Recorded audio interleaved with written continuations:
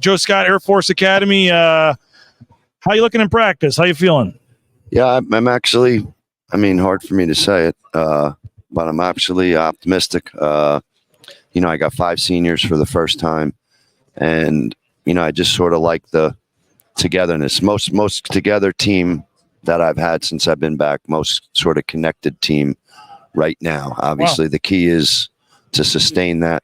That's been our struggle for us, is sustaining, whether it's within one game or game to game. But I like what I see in that regard, and I think a big part of it is having 5 seniors. How was the foreign trip? Yeah, it was really good. Canada was good.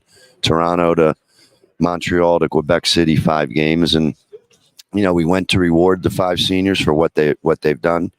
But we also have a bunch of good sophomores, and it was really about those 2 groups coming together. We're going to play a little differently. We're going to play some different guys. We're going to play guys in different spots, and getting a jump on all that and not waiting until, say, October 1st to find out about some of those things. And I think it's paid a lot of dividends so far. You had the 5 seniors, but you have no juniors. Correct. So we talked about that over the summer. So you already kind of know what's coming a year from now again. But how?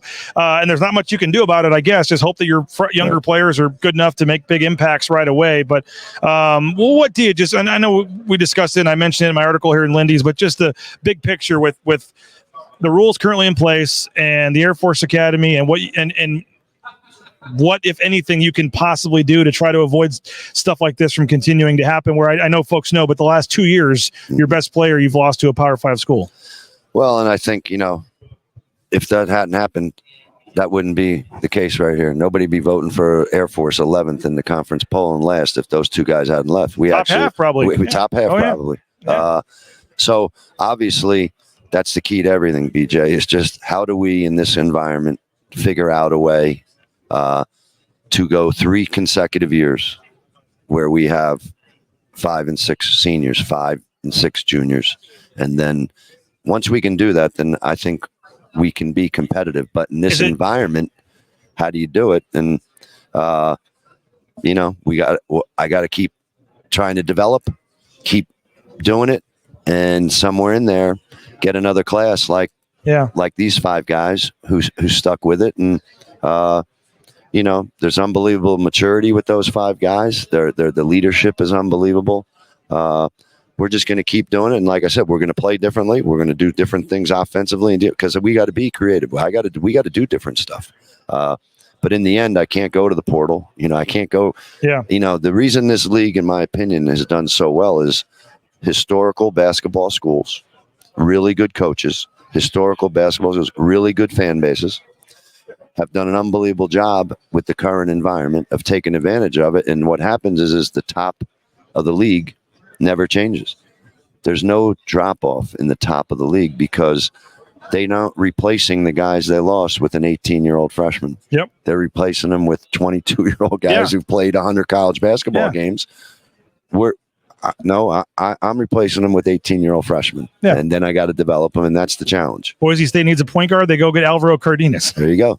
Out of the same league. Exactly. If you don't need any more, Aside from, you're in a weird spot because you obviously want to recruit the best players you can, and so you want players that would be of interest to other teams, but you want to hang on to them, obviously. So is there any, other than just say we hope they stay, is there anything, the rules currently in place, they can't make a penny. Is there any way you can try to go, what can, just which, is it just kind of, you're just stuck, or are you looking at anything? Is it just try to get guys that, get a girlfriend, don't want to leave town? Or, how do you try to, what can you try to do? Well, what I'm trying to do is, like anything, I just said this before, the data is in, this has all happened in the last 3 years. So 3 years ago when all this happened, you had to wait 2 years to get the data of what was going to be the damaging effects or what were going to be the positives or the negatives. The data's in now. So now I got to change my recruiting philosophy, and we've done that. I got to change the way we recruit. It used to be this, when I was here the first time and we were 6 out, but nobody left, nobody transferred. You couldn't play right away. So we've changed our recruiting model to see what that can do. And then I'm constantly thinking about other things that we can possibly do. And then it just comes down to, well, does that require congressional approval? Is that just a school? Is that an academy thing? But I do know that in this environment, to remain competitive, like anything, you got to innovate. You got to be creative. You got to be willing to change. And I am, because I am changing our recruiting philosophy, and I'm changing the way we play a little bit, because, well, that's what we got to do. To try to stay competitive. Well, just so you know, Coach, the league picked you last. In Lindy's here, I had you 9th. I had you had a Wyoming and Fresno. I'm not saying, I'm sure you won it. It's no consolation prize there, but you had 3. And the reason I had you ahead of some of those schools, you do have three starters, 3 key guys coming back that those schools didn't have. So I thought you should have been ahead of Fresno and Wyoming at least. But what the reason I bring that up is like you paint this doom and gloom picture, but you do have some really nice pieces you're excited about. No question. Like I said, I have, and then there's a 4th senior, Byron Brown, who at the end of last year, starts for you. Yeah, he's starting to play, and he's really getting better. So, and then I do have these sophomores who they're big. I got a 7-footer. We got a 6'9" guy. There's another. Luke Carney played at the end of the year last year. So, I didn't wait, because I knew it was going to be about those sophomores and how fast can they come along. And I know they merge and mix well with Ethan Taylor and Jeff Mills and Bo Becker and Byron, because those guys are older and mature now. And you got to be mature and old. And I have a little bit of that. And I can already see the benefit of having those 5 seniors in the way our team is sort of going about their business every day. And sort of, like I said, started with the togetherness of the team right now. And anytime you see that as a coach, the seeds are there to sort of keep going in a positive direction, and we'll find out when we play some outside competition. But I like this team right now. Since I've been back, I like this team the best right now. You see the predicted order of finish there, the 11 teams. What do you make overall about the league this year? I think I think the league lost a lot, but again, I don't think I think the teams are just going to be really good again. The top half of the league seems to always stay sort of the top half of the league. And we're going to see, I think, out of the top half of the league this year, who's really going to become the best team. You know what I mean? I think over the last few years, you sort of knew San Diego State and maybe another team. I think these top teams, they're gonna separate themselves out, as the year goes along, whether that's because which transfers really come together, what team comes together. And obviously, you brought up Boise. They're pick number 1. And I think a big thing there is, you got the transfer in Cardenas and Stanley stayed. But then, you got Degenhart back, and he's just a really good player. And I think it's going to be, again, even though they're picked 1, how do they come together?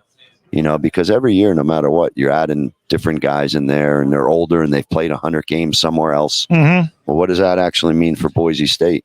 That Cardenas played 100 games at San Jose State. If it's not if it's not what Leon needs, and it's not what Degenhart, like that, they gotta mesh, and that's always the challenge. But I know they have the pieces, and you can say the same about New Mexico. But I think that's what's going to be a little different in the league this year, because any one of these teams, I think, can sort of come along and say that they might be the best team. Well, 6 different teams got a first place vote, and on the all conference teams, 7 different teams among the 10 players. That's what it is. I just think it's a little that the league's been really good. 6 teams, 5 teams. I think this year it might take a little bit longer to actually see who are those 4 and 5 and 6 teams. Whereas I think the last couple of years, well, we knew those 3 were definites, or 4. And we were just looking to see who the other 2 were. So I think the league's going to be very competitive. Tell us about your schedule this year. How do you feel about your non-conference schedule? Well, it's the hardest we've had. I mean, that's for sure. Again, I did it for a reason. We do have these older guys. And we just needed to do it because, we have to get better within a game of, okay, there's that 10-0 run. And it wasn't anything else except for that 2-minute stretch, that 4-minute stretch. So we got to go out in non-conference. We got to go on the road a little bit, which we're doing, to see if we can sort of build that, within a game, the consistency to be able to handle no 12-0 run. The 12-0 run was 8-2. And if it's 8-2, then we still got a chance. We haven't been good at that. Hopefully, the things we're doing are going to help in that area. And the non-conference schedule is one of those things that can help. What do you make of the conference realignment stuff? And you guys flirting with some other leagues and then signing to stay on in the Mountain West and losing some teams in the league too? Well, I mean, I think that's just going to continue. I think it's just part and parcel of all the things that have happened in college sport, in college basketball, and across the board. And I think it's just going to continue. I don't think it's going to stop. The merry-go-round started 3 years ago, and I don't know where it's going to stop. And conference affiliation and realignment is part and parcel of that.